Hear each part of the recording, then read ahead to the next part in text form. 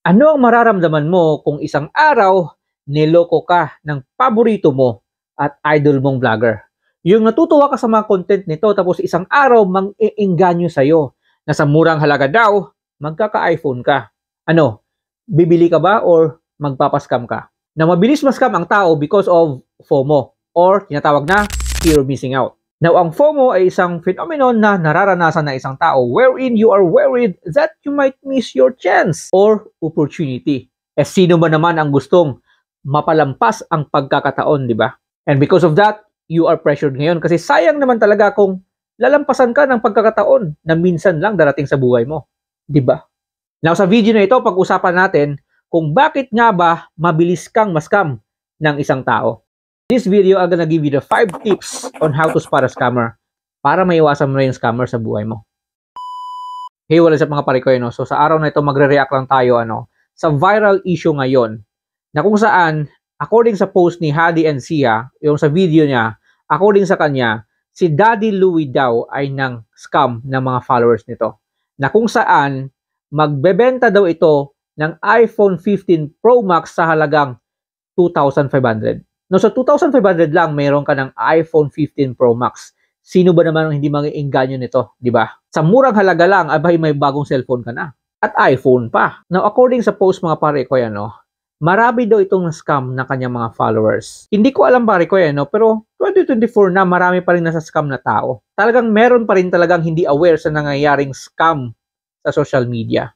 Pero teka, sino nga ba itong sikat na content creator na di umano ay nang scam di umano na mga followers nito? Si Daddy Louie mga pare ko ay isang sikat na content creator, sikat na vlogger, o isang entrepreneur or business-minded person. At may-ari ito or CEO ng Suki at marami pang iba. Ang effect, isoli mo sa akin, bigyan kita ng 50 kyaw. Ganin ako ka-confident sa produkto kong mga be. Ha? Yes, pwede po sa bata. Sabon ng lakas makatanggal ng tigyaw at milasma, pekas at makapaputi. Pwede bili ka ng dalawa, may kasamang dalawa pa. Pero ngayon, si Daddy Louie ay nababalot ng isang kontrobersiya. Ang tanong, totoo nga bang nang scam ito ng mga followers niya? And bago natin i-play ang video mga pare ko, please like and share this one. And of course, follow me for more. Yung mga manluloko, nagdo-double time na ngayon. Kung sino-sino ang ginagamit na tao at kung ano-anong pakulo ang naiisip, makakubra lang ng pera. Humabol pa talaga yung iba bago mag-New Year at nakakalungkot ibalita na marami tayong kabayan ang nainganyo sa pakulong murang halaga ng iPhone 15 Pro Max. Kuya, legit ba? Patunayan mo nga iPhone 12. Okay! You don't still believe me! I got you! Wait, I got you. Wait. I got you. Man, I got you. Girl, I got you. At ito mga pare ko, ang di umano or mga allegedly na scam ni Daddy Louie sa kanyang pakulo na 2,500 iPhone 15 Pro Max. Magandang umaga po sa inyong lahat. Ako po si Mary Joy Reyes, 37 years old. Tapang video na to ay tungkol po ito sa isang CEO vlogger na si Daddy Louie J. Polo. Isa po ako sa naging followers niya. At siya po ay nagbebenta siya ng cellphone na iPhone 15 Pro na nakasil ng 99%. So kami po, syempre, bilang mura nga naman, syempre, sinubukan ko po. Isa po ako sa sumubok na bumili. Tinuruan niya pa po ako kung paano po mag-send ng payment via GCash through PayMaya. Then na-send ko na po sa kanya. Ang sabi niya po, 1 to 2 days lang po ma-receive na namin yung order namin. Pero until now po ay wala pa rin po yung cellphone at wala din po siyang paramdam sa amin kung ano na po ba. Hindi po siya sa amin nakikipag-usap. Kaya po nasabi namin na marami po kami. Ngayon po ay nasa 25 na po kami. sa GC namin na pare-parehas po ang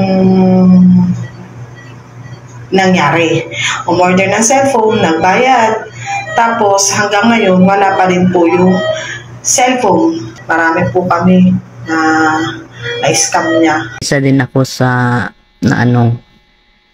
na nag-avail ng 2.5 na pa-iPhone ni Luigi Balo. Ako si Lori Carcamo na humihingi po sana ng tulong sa inyo na isa rin po ako sa na-scam ni Daddy Louie Balok na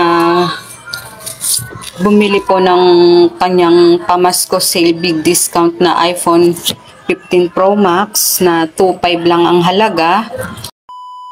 At yun yung video mga pare ko, ano? Well, I think masa-scam ka talaga kung hindi ka aware sa nangyayari sa paligid mo, ano? At kung hindi ka aware sa kung sino ang kinakausap mo. Ang tanong, paano mo nga ba maiiwasan ang scammers sa buhay mo? Well, in this video, I'm gonna give you the 5 tips on how to spot a scammer para maiwasan mo na yung scammer sa buhay mo. Tip number 1, you are being contacted out of the blue. Yung out of nowhere, meron na lang darating na message sa'yo. Tapos marami na itong binabanggit na bagay-bagay na kesyo ganito, kesyo ganyan.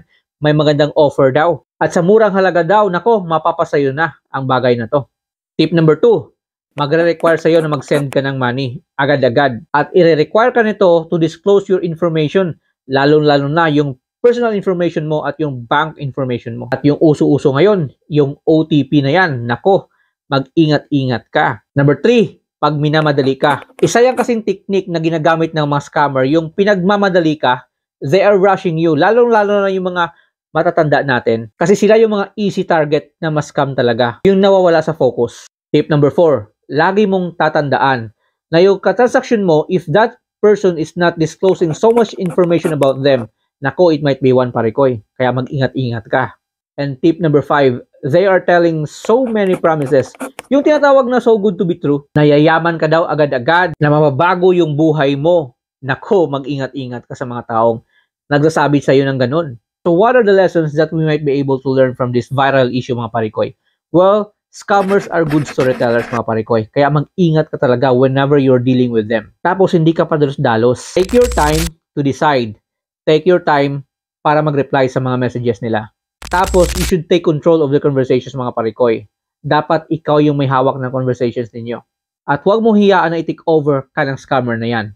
Ngayon, kung hindi mo kayang i-took over yung conversations mga parikoy, then stop. Like right away or immediately stop communicating or stop the conversation. Next one is be aware of your emotions mga parikoy. Slow down, dahan-dahan ka lang. Take your time as I said. And huwag kang magpapadala sa tinatawag na FOMO or fear of missing out. Now ang FOMO or fear of missing out, ito yung phenomenon na nararanasan ng isang tao. A feeling of worried mga parikoy that you might miss your chance. Like nararamdaman mo na sayang yung pagkakataon. And what does give you?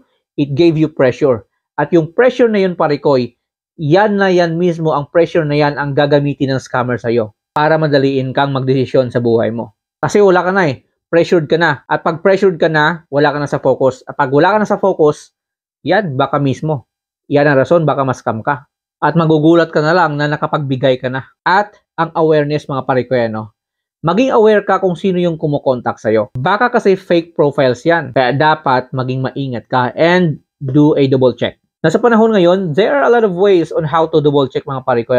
Kung legit ba talaga yan or baka fake profiles ang nagko-contact sa'yo. Lalong-lalo na si Daddy Louie na yan mga parikoy. Sikat na content creator yan. Sikat na vlogger. I think madali lang makahanap ng tao to confirm na kung siya nga ba yung nagko-contact sa'yo. You can ask a lot of people sa parte na to mga parikoy.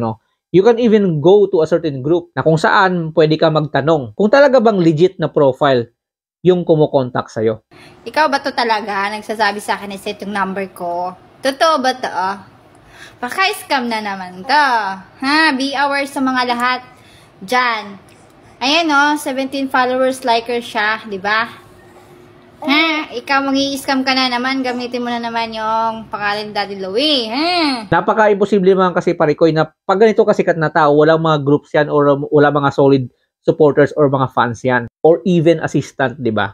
So doon pwede ka magtanong sa kanila.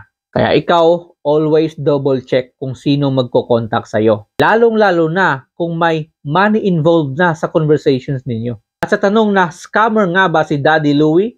Well, pakinggan natin ang video niya. Pakinggan natin mismo si Daddy Louie kung ano masasabi niya sa issue na to. Tara. Hello mga Suki, so ngayon, magsasalita na ako sa lahat ng mga kumakalat ngayon ng mga issue tungkol sa mga pa-down payment, pautang kuno ni Daddy Louie or ako daw, nagpapautang daw ako ng iPhone 15 Pro Max or kahit anong iPhone man ino-offer ng mga scammer na to sa halagang 2.5. Matagal na tong mga scammer na to pero ngayon, magsasalita ako paulit-ulit ako. Matagal na po akong hindi nagbebenta ng iPhone.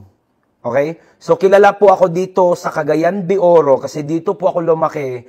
Kilala po ako dito na nagbebenta ng mga iPhone. Okay? Year 2016, 2017 ako nagsimula. Pero ngayon guys, wala na po akong collab gadgets.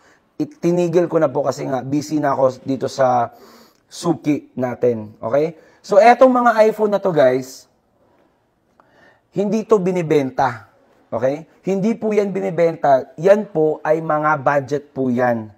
Kasi nga, nakilala ko sa mga pag-giveaway, sa mga ano. So, sa Suki, sinasabay ko po siya. Hindi ko po siya binibenta. Budget po yan ng buong kumpanya. Okay? Kaya may mga ganyan dito. Ayun, tingnan niyo guys. Ayun, tingnan niyo. Sobrang daming cellphone, di ba?